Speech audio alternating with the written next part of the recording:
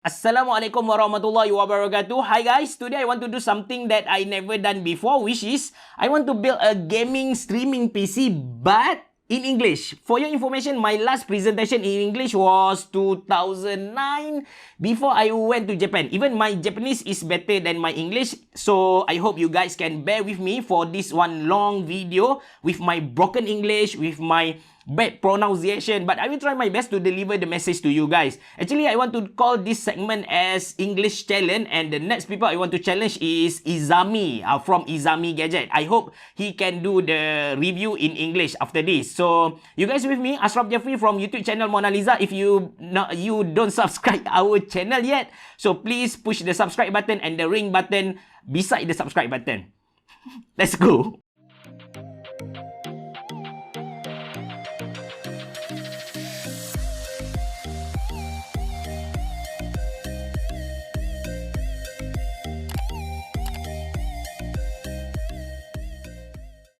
Okay guys, for the processor, I will use the latest Intel Core i5, i5-11400. This is the 11th gen processor.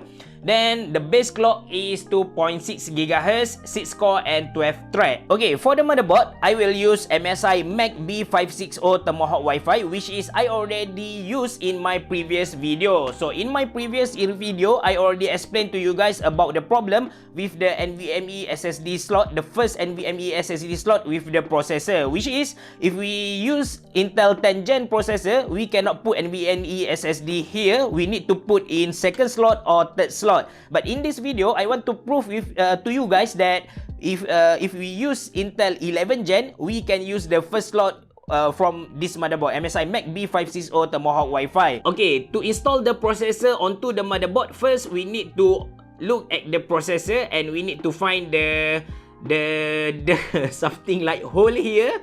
Then we need to pair with the what we call I think the extra part here. Then we pair it together. Don't use extra force. Just let the gravity do their job. Alright, I think it's okay now. Then we close the cover and the cover, the black cover for the processor. The black cover for the processor will pop out. Okay, for the storage, I will use AGI high performance NVMe SSD with Cooler Master thermal pad on it. I will install this NVMe on the in the first slot NVMe SSD MSI Mac B560 to prove that Intel 11th gen doesn't have any problem with the NVMe SSD at the first slot. Okay, to install the NVMe SSD actually is very easy. We open the cover here, the heatsink. After we open the cover for the NVMe SSD, now we will put the NVMe SSD into the slot. But you need to take care for this connector. We got one small connector here and one big connector here, and we need to pair with the slot here. Just put inside.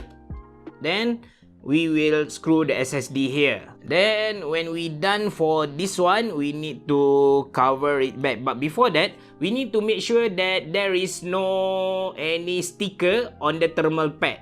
Okay, we will open the sticker. Alright. So after that, we will put in the cover.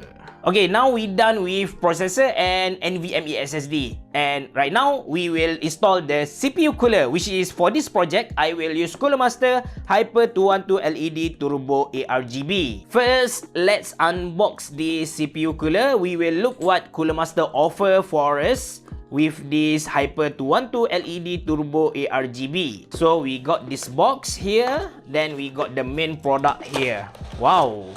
Actually, the main product is very big. So we got one Cooler Master fan with this very good reflector. Then we will take it out from the case. Okay, actually at the back we got this paperwork, which is we no need this one. So for this processor, actually it's have two fan. One here and one here. So we can see here there is 4 heat pipe. Then we can see here also the heatsink is very thick. Then this is copper direct to the processor. So we got one cable for CPU PWM, then we got another cable for the ARGB. Okay, now we will see what is in the box. Okay, so we got one splitter, fan splitter here. Then this is all the screw we need to use to install the CPU cooler onto the processor. Alright, let's begin. Then this is the base for the CPU cooler. We need to put at the back of motherboard. Then we can see here there is AMD, and at the back we have Intel here.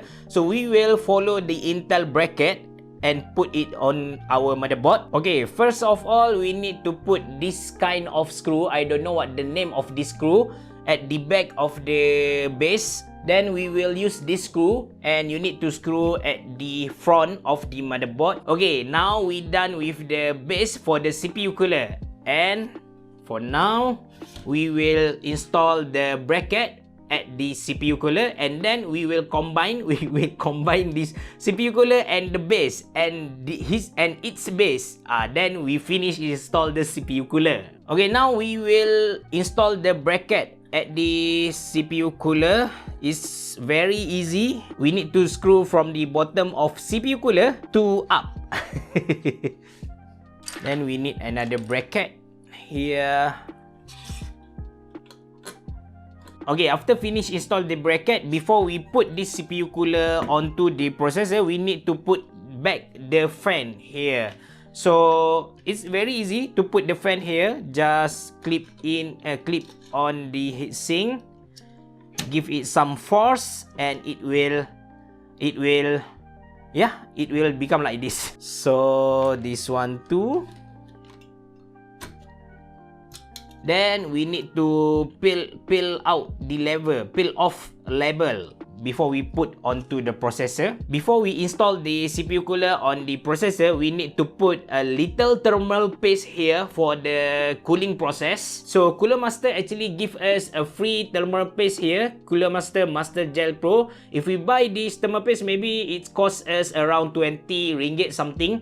So this is free for when we buy Cooler Master Hyper 212 LED Turbo RGB. Okay, this is good enough, I think. So this is a good enough. Luckily, the heatsink doesn't have problem with the second fan. This is the first fan and this is the second fan. So the heatsink don't block the second fan. So we can screw like normal. Okay, now we finish install the processor, CPU cooler, and NVMe SSD. We will go to the power supply and casing. Okay, this is the case for our project. To be honest with you, that this is my favorite case for 2021, Lianli 011 Dynamic Mini. For me, this is a very complete package for a case 2021. It's offer us USB Type-C port at the top. Then we can mount 3 fan at the top, 3 fan at the bottom, 2 fan at the side, and 1 fan at the for the exhaust. And it have one special case for the hard disk here. But the negative side, this case, even we can fit the ATX motherboard, this case is using SFX power supply. As you know, SFX power supply is very costly. So to put our hardware into this casing, first of all, we need to take out this SSD bracket here, SSD mounting bracket here. Then we need to install power supply at the case first. Okay, for the power supply, I will use FSP SFX PSU 650 watt Dagger Pro. This is 80 plus gold power supply with dual CPU power connector. Okay, we will install the PSU now. After we screw the PSU on the case, so we will take the 8 pin from the PSU. This is 8 pin power supply. So we will insert it at the top of the case. We need to do this because we want to manage the cable to make our PC look neat, and to make sure the airflow inside the case is going well. So just enter this one, insert this one. Okay, now we will put our motherboard inside the case. Before we screw the motherboard, we need to connect the CPU cable to the motherboard first. Alright, finish. Then we align the motherboard based on this I/O shell. After that, we need to screw the motherboard. Now I finished to install the motherboard into the case. Before we put the RAM and graphic card, we need to connect all the cable onto the motherboard. But we need to think how we want to hide the cable for the cable management. So we don't want people to see our cable, because it will be very clumsy, very bad for the outlook. So we need to think a way how to hide the motherboard, but in the same time we need to connect the cable. So sorry, we need to hide the cable, and at the same time we need to connect the cable onto the motherboard. For graphic card, this project I will use EVGA GeForce GTX1660 Super SC Ultra. Actually, this is the first time I unbox this graphic card. So let's take a look what inside this box. Actually, their packaging is very nice. Alright, so this is our card here.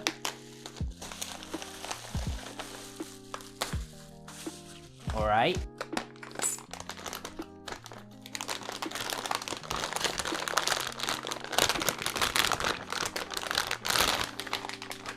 So this is the EVGA SC Ultra GTX1660 Super.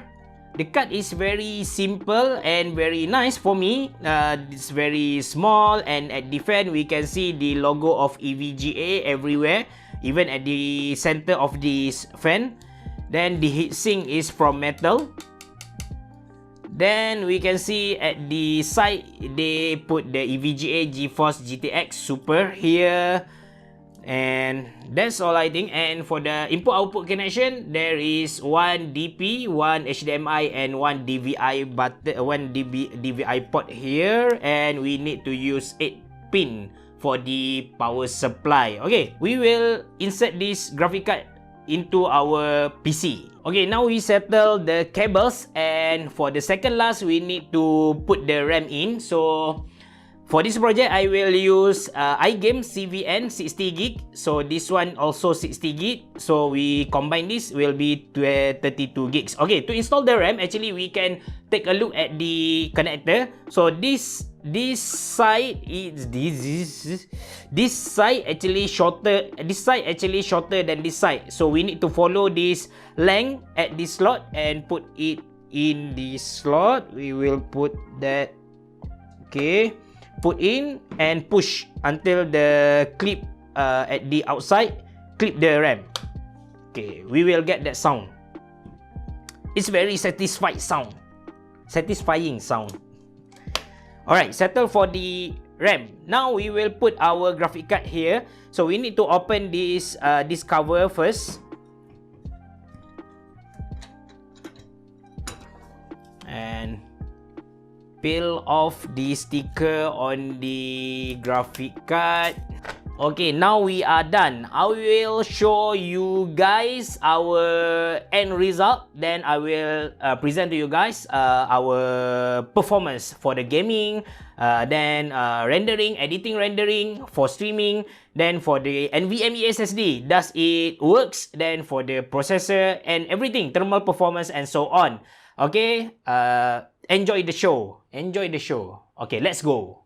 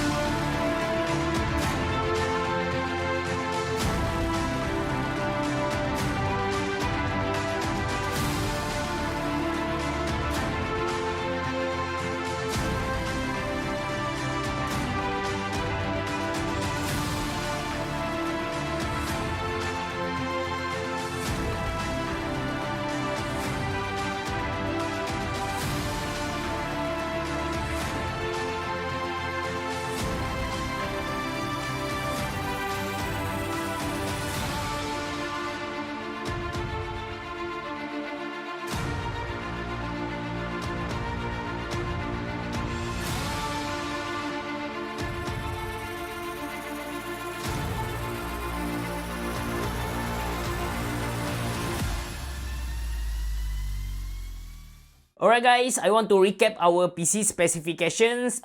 For processor, I'm using Intel Core i5 11500. Then for motherboard, I'm using MSI Mac B560 Tomahawk Wi-Fi. iGame CVN 32GB for the RAM, AGI High Performance NVMe SSD 1TB for the storage. For CPU cooler, I'm using Cooler Master Hyper 212 LED Turbo. Then graphic card, I'm using EVGA GeForce GTX1660 Super SC Ultra, FSP Dagger Pro 650W for power supply, and Lianli Dynamic 011 for the case. So for the performance, first of all, gaming performance. This is the gaming graph for high or higher setting 2K resolution for Dota 2, PUBG, Apex Legends, Cyberpunk, and Control. Except for Cyberpunk and Control, the three other games can play very well even for 2K resolution. For Cyberpunk, I test very high setting in 2K resolution. Obviously, we cannot play the game. The FPS was very bad and unplayable. Then I changed the resolution to Full HD and set the setting to high. At least we can play with 40 plus FPS.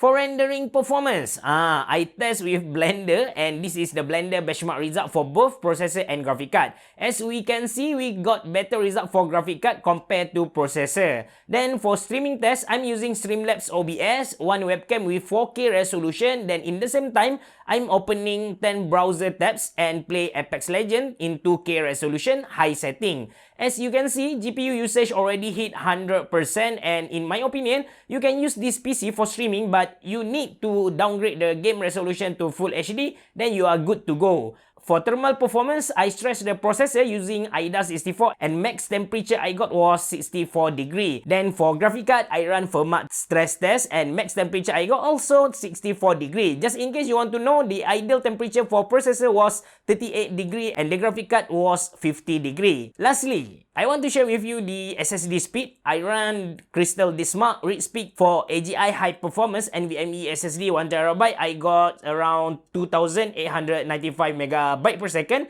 and for the write speed 1315 MB per second, which means MSI Mac B560 Tomahawk Wi-Fi's first NVMe slot doesn't have problem with the SSD if you use Intel 11th Gen processor like Intel Core i5 11500. The problem only happen when we use Intel 10th Gen. Like I explained before in my previous video, this problem actually happening because the PCIe 4 slot communicate to the processor, specifically only 11 gen above. So when we put Intel 10 gen on the on the motherboard, B560 motherboard, so the PCIe 4 slot cannot communicate with the processor. That's why our motherboard cannot read the SSD. So to solve that problem, like MSI Mac B560 Tomahawk Wi-Fi, there is another 2 slots. So if we use Intel 10 gen, so we can put the NVMe SSD on the second or third slot. That's all. Actually, this is not a big problem, but somehow not everyone know about this matter. So that's all for today. Once again, I want to apologize. I am sorry for my bad English, but I will try to improve my English time by time in my next video. For today, actually, like I said in my introduction, I want to challenge Izami from Izami Gadget to do a product review in English, so we can see what he will do. I don't know his English is good or not, better than me or not. I don't know about that, but I just randomly pick him, and good luck, bro. So if you have any comment or any opinion, you can leave at the comment section below, but in English.